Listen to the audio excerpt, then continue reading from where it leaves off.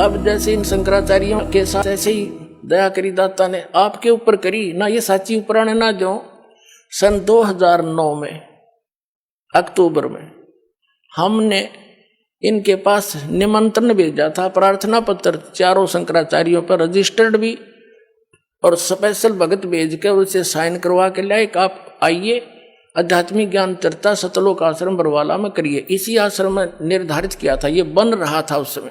वो क्यों आऊं भाई, वो तो एक महापुरुष मान रहे अपने आप ने, रामपाल एक बैठा कोण में, उन्हें अपनी बेइज्जती माननी होगी, लेकिन हमने उनके आसन उसन लाकर पूरी श्रद्धा से उनका व्यवस्था की थी, वो नहीं आए। 2 चैनल बुक रखे थे, साधना और जी जागरण, और 4 घंटे सत्संग दोनों पर रिले हुआ, नहीं आए कोई बात नहीं, हमारा दुर्भाग्य था। अब दया करी परमात्मा ने, सद्बुद्धि दी इस साधना चैनल वाले पुण्यात्माओं को। पुण्यात्माओं धन्य है ये साधना चैनल जिसने इतना मदद करी हमारे इस परमात्मा के ज्ञान को आप तक पहुंचाने में।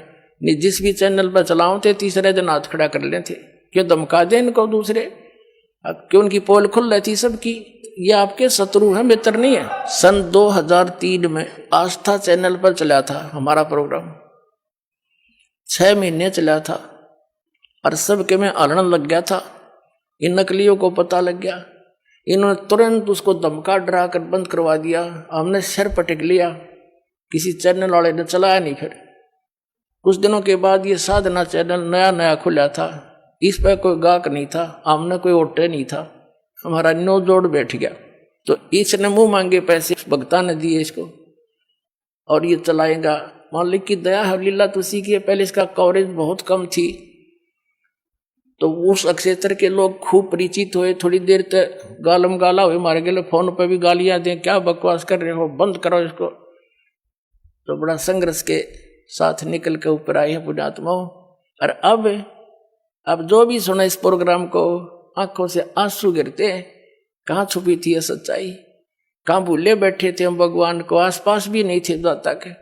पहले जब भी हमारा ये सत्संग शुरू होता था साधना चैनल पर, और 10-20 फोन आ करते गाली देने वालों के, तुम क्या बकवास कर रहे हो, तुम ब्रह्मा विष्णु महेश के माता पिता बता रहे हो। ये भगत कहा करते जी ऐसे हो रहा, माँ भी चलने दो, तुम बोलियो ना, भला बुरा सबका सह लो, आन दो टाइम। भगवान का बोला शब्द है, कोई मेरा अपना कहा हुआ थोड़ा ही है। प्रमाणों को देख देख कर सबके बुद्धि सेंटर में आ गई, भाई सच्चाई तो ये है। तो इसी आधार से इन शंकराचार्यों से इन्होंने जाके इंटरव्यू लिया, बड़ी मेहनत करी, और फिर उसको चलाया दास ने। फिर उनकी धोती सारे की कख नहीं पाया। पुण्यात्माओं,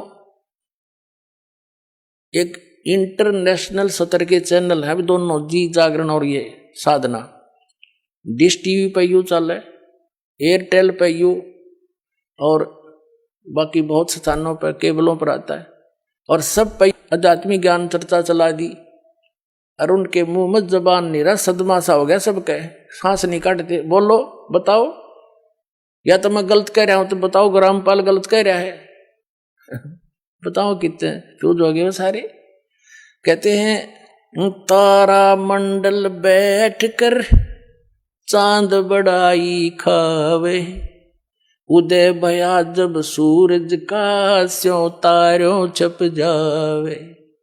और ज्ञान सब ज्ञानड़ी, कबीर ज्ञान सो ज्ञाने, जैसे गोला तोब का अब करता चले मैदाने।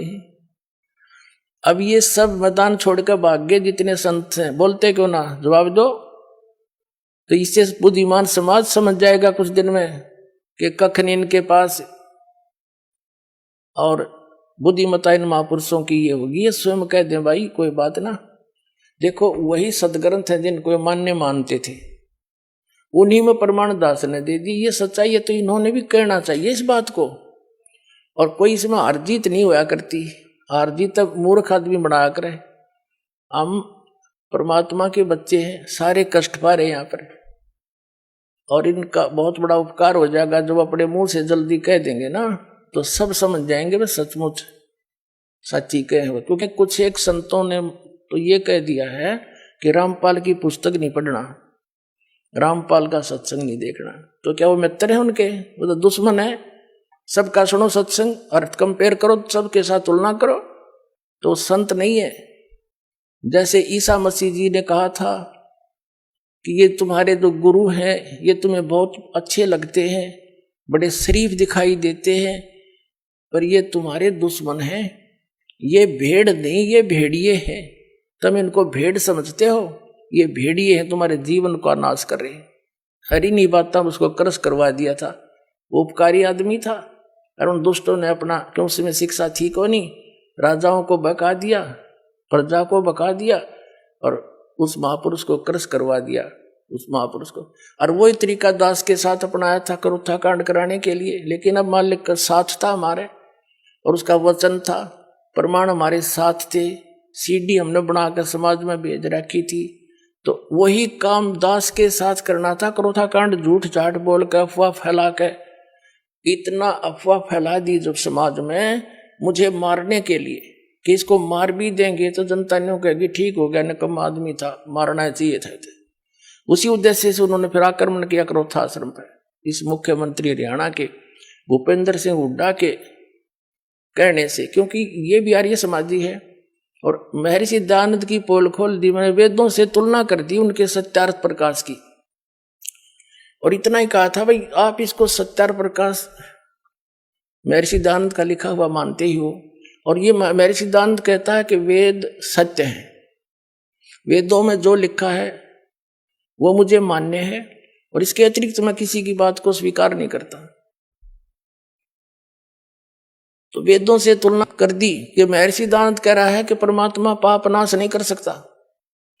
ये दुर्वेद अध्याय नंबर 8 के श्लोक नंबर 13 में स्पष्ट किया है कि परमात्मा घोर पाप भी नाश कर दे साधक के। फिर वो भगवान के साथ जो पाप है नाश नहीं कर सकता, वो साबुन के साथ जो मैल नाश नहीं कर सकता, फिर साबुन भी क्यों कहते हैं उसको? ऐसे इसके ढेर सारे प्रमाण वेदों से ही कैंसिल कर दिया। यो कति फ्यूज हो गया। इन आचार्यों ने पता चला कि ईब तुम्हारी रोजी रोटी जावेगी, जय हमारे अनुयायियों को पता लग गया। इसलिए इन्होंने उनकी जनता का दिमाग बदलने के लिए मेरे को बदनाम करा, छक्के इतना बदनाम कर दिया कि घर के भी नफरत कर दिया आदमी थे, जो इतनी भी झूठ होती हमारे अंदर। लेकिन आज वही रामपाल है, शिखर में जाएगा यो ज्ञान। हाँ, पता लग जाए सबको।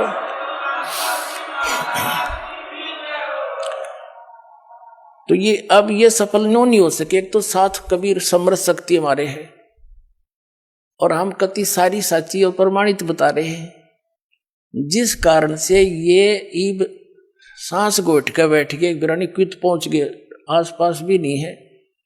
आसपास का मतलब है जैसे आदमी के बारे में कोई बात कही जाती है तो उत्तर देव अन्यों कह देवे रामपाल ने यह झूठ बोल दी, तो हम फिर उसका दोबारा उत्तर दें, भाई नहीं देखो ये प्रमाण है, ये ठीक हो। इनके साथ तो वह बन गई। एक व्यक्ति बता रहा था, नो बोला हमारे गांव में एक भैंसा घनांडी पाक रहा था, और उसने गांव में कोई दूसरा भैंसा छोड़ा नहीं, उसको मार कूट कर सीमा से बाहर छोड़ के आया करता। पूरे गांव में अकेला था, बड़ा तगड़ा था। एक बार क्या हुआ कि ये हाथी लेकर आते हैं ना मांगने वाले, एक हाथी लेकर आ गए गांव में, और हमारे गांव में जोड़ खोद रखा था तालाब, उसमें बहुत गहरे गहरे गड्ढे बना देते थे गांव वाले मिलकर कि वर्षा होएगी, पानी ज्यादा स्टोर हो जाएगा। और वो भरा हुआ था, कुछ नहर से भरवा दिया था, तो फुल था वो सरोवर। हाथी वाले आए, उन्होंने अपना सारा दिन गांव के नगर में कुछ मांगा मूंगी करी, हाथी दिखाकर वो दाने दूने कपड़े लेते, और फिर वहां बैठ के तालाब के किनारे आप खाना खान लग गए, और हाथी छोड़ दिया उस तालाब में। हाथी गहरा गहरा पानी था, उसमें खूब मस्ती मारा, उसके अंदर लौट रहा गर्मी में। हाथी का थोड़ा सा सिर दिखा और सूंड थोड़ी सी दूर इतना दिखा। वो जोटा आ गया भैंसा पानी पीने के लिए दोपहर में। अब उसने हाथी का थोड़ा सा सिर दिखा बाहर, जोटे ने सोचा दूसरा जोटा कैसे आ गया जो मेरी जो डायरेक्शन में। वो बता रहा था कि वो जोटा चला पानी में उस हाथी की तरफ, तो अब इसको मारूं टक्कर, अब इसको करूं ठीक। हाथी ने भी देख लिया कि वो आ गया तेरे निकट। हाथी उस बाहर निकला, उस खड्डे से एकदम बाहर खड़ा होगा, और जोटा न्यू देखो और उसके मुंह पर मारा पानी, फुर सूंड में भर रखा था। उन्होंने बताया था कि वो जोटा वहां से दौड़ा था सपेट को सुती स्पीड थे, और 3 किलोमीटर 4 किलोमीटर हमारी सीमा है दूसरे गांव की, उस सीमा ते पार जाकर उसने पीछे मुड़ के देखा। तो और गांव के लोग नो पूछे, नो देखे भाई इसका कोई पीछे भी नहीं लग रहा, और यूं इतना कसूता बाजा क्यों जा है, सीमा पार कर गया। तो पता लग गया कि ऐसे ऐसे बन गई अंडी गेला। तो पुण्यात्माओं दास ने यू सारा हाथी दिखा दिया इन ताई। अब ये पता नहीं कहाँ जाकर डटेंगे।